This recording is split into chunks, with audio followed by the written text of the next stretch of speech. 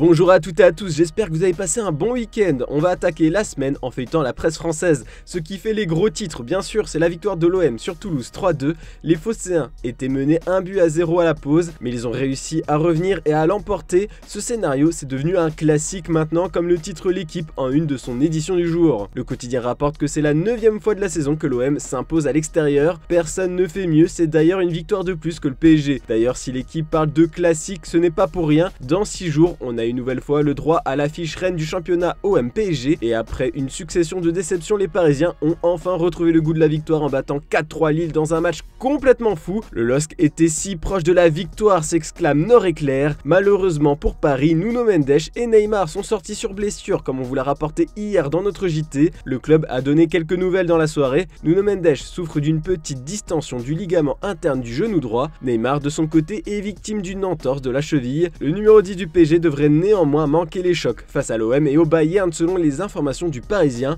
le Brésilien est abattu. Sur les réseaux sociaux, le joueur a publié une story révélatrice avec une photo de sa cheville droite et le message Again and Again suivi d'un emoji en pleurs. Les joueurs du PSG comme Mbappé l'ont soutenu. Enfin, d'après la chaîne L'équipe, Paris piste déjà 3 joueurs pour renforcer son effectif. Luis Campos viserait notamment Randal Kolo Muani, dont l'entente avec Kylian Mbappé est appréciée. En doublure, le nom de Marcus Thuram est évoqué. Côté milieu de terrain, Manu Koné, qui évolue actuellement au Borussia Mönchengladbach, est aussi dans les petits papiers. Du côté des quotidiens italiens, c'est un ex-parisien qu'on retrouve en une de Tuttosport ce lundi. Angel Di Maria a mené la Juve vers la victoire hier contre la Spezia. Entré en jeu en deuxième mi-temps, l'Argentin a trouvé le chemin des filets grâce à une frappe sèche à ras de terre. Score final 2-0. Di Maria est dans une autre catégorie, titre Tuttosport. Et pour le Corriere dello Sport, la Juventus frappe fort sur le championnat. C'est le 3e succès de suite des Bianconeri en Serie A. Si le club n'avait pas reçu sa sanction de moins 15 points, il serait 2e au classement. El Fideo fait aussi couler un peu d'encre en Angleterre.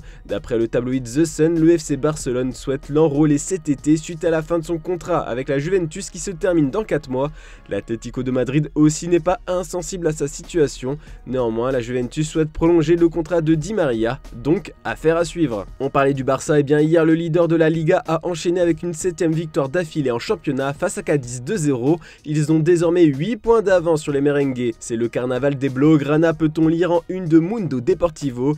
Même s'il n'a pas marqué, Ferran Torres a tout particulièrement brillé aux yeux des journalistes catalans. C'est pour ça qu'il partage la une avec Lewandowski. Et le quotidien Sport espère que la fête ne s'arrêtera pas pour le Barça. Surtout que l'objectif maintenant, c'est de battre Manchester United jeudi à Old Trafford. Surtout que tout comme le Barça, Manchester United est sur une dynamique très positive en championnat. Ce dimanche, les Red Devils se sont imposés sur le score de 3-0 face à Leicester, doublé de Marcus Rashford. Ils n'ont plus perdu depuis le 22 janvier, une défaite 3-2 contre Arsenal. Ils sont inarrêtables pour le Daily Mirror. Malgré cela, le coach Eric Ténard affirme que son équipe ne pense pas au titre comme le rapporte The Sun. Puis avec 16 buts en 17 matchs depuis la fin de la Coupe du Monde, Marcus Rashford fait logiquement la une du Daily Mail. L'attaquant anglais est prêt à tout rafler cette année et il l'a bien fait comprendre après le match. Nous nous battons pour beaucoup de choses différentes et nous avons une grosse semaine. Je n'ai pas envie de ralentir. Le message est entendu. Ce qui fait aussi les gros titres en Angleterre, c'est le récent communiqué de Tottenham, brillant hier soir contre West Ham avec un but. Heung-min Son a fait l'objet d'insultes à caractère raciste sur les réseaux sociaux quelques heures après le match. Comme l'explique le Daily Star, cette situation a mis très en colère la direction des Spurs. En début de saison, l'attaquant sud-coréen avait déjà été victime d'insultes de la sorte à Stamford Bridge. Trop, c'est trop, Tottenham a communiqué sur le sujet. Nous sommes aux côtés de Sony et appelons une nouvelle fois les entreprises de médias sociaux et les autorités à agir, peut-on lire dans le communiqué. Pour terminer, on va lire un peu la presse allemande. Ce qui interpelle le plus les journalistes du pays, ce sont les propos récents de Julian Nagelsmann. Comme on vous l'a expliqué hier dans la revue de presse, le coach du Bayern Munich est entré dans une colère noire samedi après la défaite de son équipe et s'en est pris à l'arbitre. Et bien d'après Bild, malgré ses excuses, il a des ennuis avec la fédération allemande de football. La DFB a annoncé ouvrir plusieurs enquêtes contre le tacticien bavarois. Le motif, suspicion de comportement antisportif. Alors comme le rapporte Kicker, Nagelsmann a été convoqué, il sera entendu par un comité. Une fois la déclaration reçue et évaluée, le comité décidera de la suite du processus, a annoncé la fédération. Voilà, c'est tout pour ce lundi. On se retrouve demain matin pour une nouvelle revue de presse. N'oubliez pas le JT Foot Mercato en fin d'après-midi. Bonne journée tout le monde!